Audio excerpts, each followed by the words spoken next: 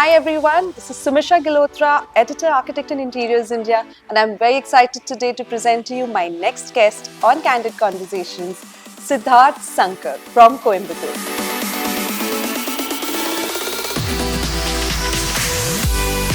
How did you decide to become an architect? First and foremost, my father is an architect. Okay. And he was sort of an inspiration, at least in the early days. But then through my teen years, nobody wants to follow their father. So what I really was interested in illustrations. And I used to do a lot of comic illustrations.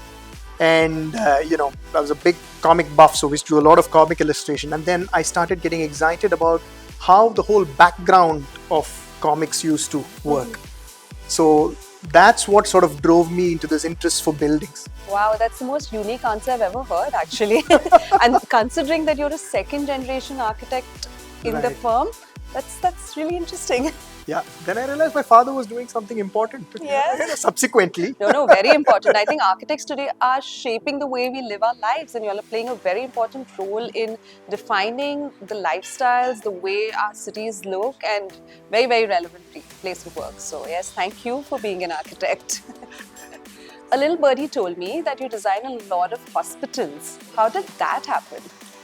Again, as a second generation architect, and especially coming from a tier 2 cities, healthcare was something that always fascinated us as a firm. Now, the challenge in healthcare is very, very unique. Now, it's very unique because it's very complex, first and foremost. Not just the circulation and the planning aspects of it, but the amount of services that gets into healthcare.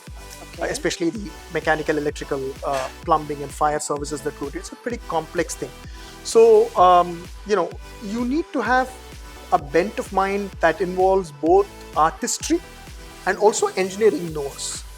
So it's very, very important that you blend the two, and that sort of excited us. That's a challenge that really excited us. Now, hospitals can become drab, can become extremely drab. So the challenge there was to create spaces where, people that come into hospitals are already overwhelmed by they're already unwell, they're not very happy, they're worried. So we wanted to create spaces that are that make people a little more confident, a little more optimistic. Let me guess, did you use your cartooning skills in hospitals that you design? For the pediatrics, yes. Oh, I'm For the glad I found pediatrics, that out. yes. But then the other thing that we believe a lot when it comes to, especially when it comes to healthcare facilities, irrespective of the scale of the project, is the amount of light and natural ventilation that one has to bring into these buildings, which is very, very difficult because there are a lot of spaces that are considered quote unquote sterile. You really can't get in the outside environment in because of the nature of what those spaces are. So that really excites us. That's something that really pushed us into healthcare architecture. We wanted to blend our other architectural skills of bringing in natural light, ventilation, wayfinding methodologies, and blend it along with these core engineering principles. Wow. Spoken like a true architect, I have to say that. So what is your favorite project that you've designed? Incidentally, it's not a hospital. Okay. It's this absolutely tiny 400 square foot space that I designed for my sister, my cousin sister, who's a dancer. Okay. Right? So we did this. The space is called Abhyasa, and it's a dance school. And it's also her studio. That's where she ideates her performances, and that's where she ideates her What kind productions. of dance is this? She's a Bharatanatyam dancer, Okay. but she also does a lot of large-scale productions. Okay. Right? So she does operas, dance operas. Interesting. So we had to create this absolutely tight space with a shoestring budget, because if the budget went over, then I had to pay for it. So I have no mood to do Motivation that. enough to. enough and more motivation to do that. And so we did a lot of interesting work there. And the other very interesting thing was, there were certain technical aspects. I mean, I always look at addressing some of the technical aspects in all the buildings that I design. And in a dance school, you would wonder what kind of technical aspects there are. There are things like acoustics, Of right? course. Yeah. Very important. And especially when somebody does productions, the lead dancer normally coordinates with the dancers in the back through the patting of their feet. So it's all communicated through footsteps. Wow. So we had to design something that was not hard on their knees, but at the same time created enough sound for the dancers in the background to listen to. So it was absolutely fascinating to work on that. Superb. This is actually like something, and you learn so much with every project that you do, right? Absolutely. Absolutely. That's what I say. The greatest thing of being an architect is you literally live out your fantasies on somebody else's money. So did you learn to dance? No. I dance Without to the her next tunes, but no. Is it only her tunes that you dance to, or who else? Of course, no. The missus. I'm putting that on record so that he doesn't get into trouble later. You WhatsApp it to me. I send it to him. Super. So what was the first project that you worked on? So I had a very interesting career. I completed my architecture in 1997, and then I interned at my dad's place for about 6-7 months. Was he a good boss? He was a difficult boss. And do you have his traits? You have to ask people that work for me. Yeah. I'm going to say yes No? and no. So those were the days of manual drafting. You get to sit down and work through the night, do these beautiful manual drafted drawings. And then my actual first project, which I completely did on my own, was this 3,000 square feet house for a friend. Okay. In Coimbatore, when I got back after a hiatus in Singapore and then the US and came back here. That's probably the first project I did. A small little house. Oh, nice. So and today I believe that the Coimbatore skyline is probably you're responsible for defining the skyline of Coimbatore.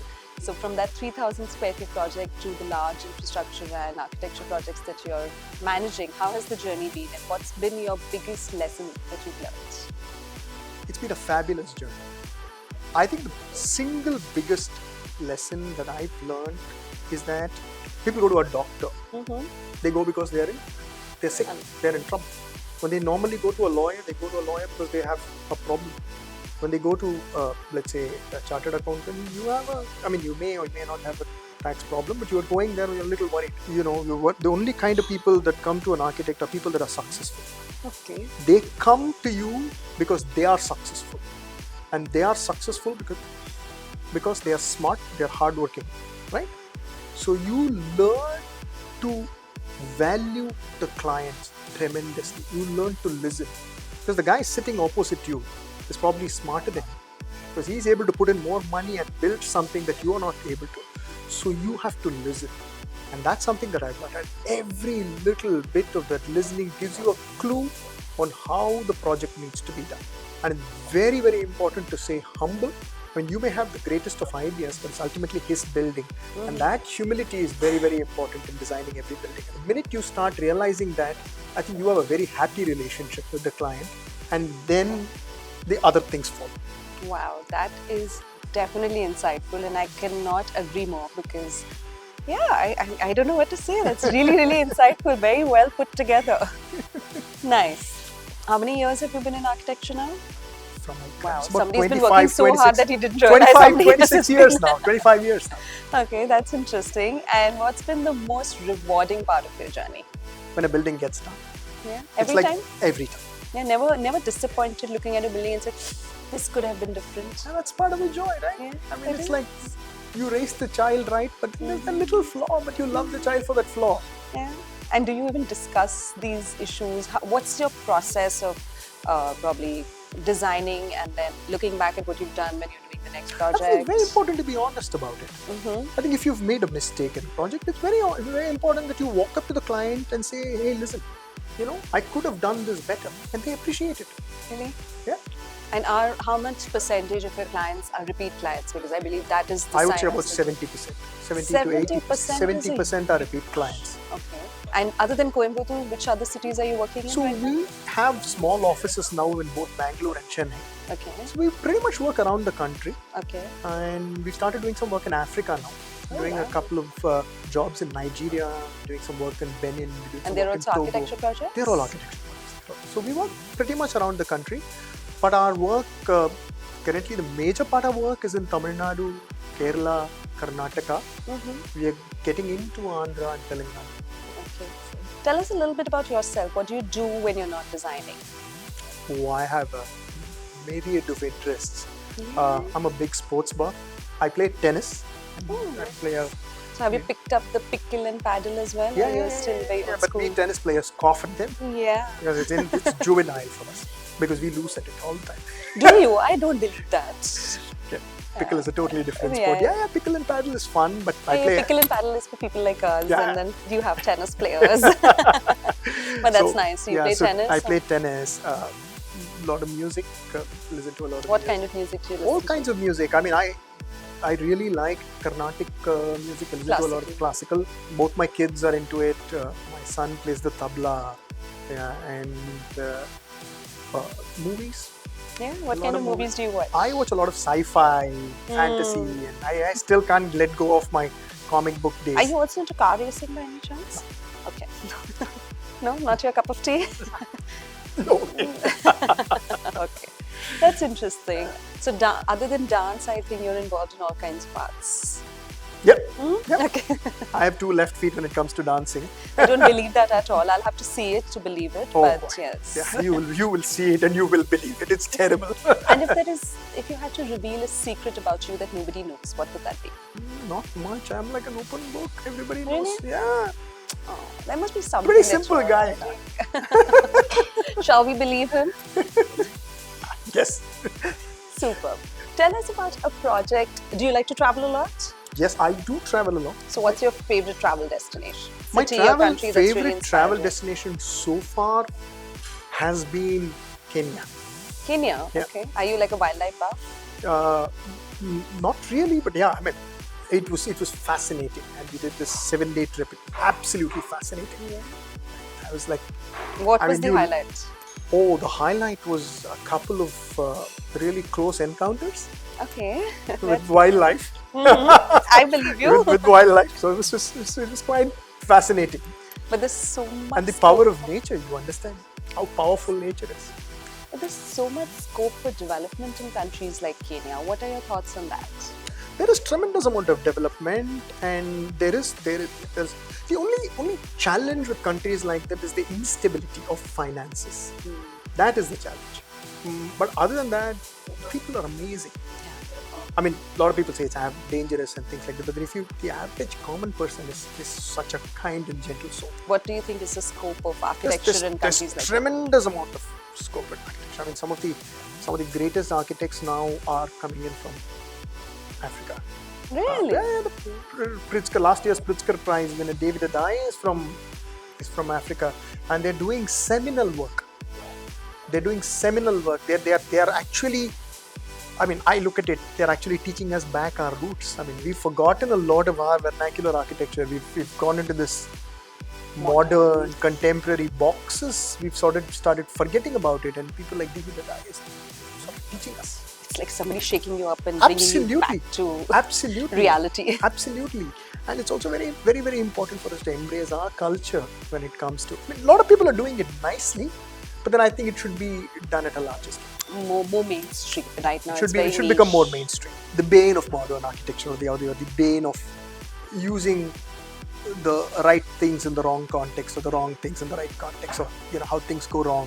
That's it's a very interesting. That's a book I need to read as well. It's a very interesting book. It's an interesting book. I was talking to you about Delirious New York by Rem Koolhaas. Yes. That's a fantastic book, especially if you're into urban architecture. I mean, that's a great book. I would say read anything by Bava or Laurie Baker or about them, and then keeps you grounded. Yeah. Also tropical. So also tropical. Read about them. Tropical and topical. More than anything else, it's the humility of their work that really touches one. There's this, when I say humility of work, it means respecting the client, respecting the context, respecting the climate, and then letting your architecture be one amongst it. Which is why they've survived for so long. Which is why those works are timeless.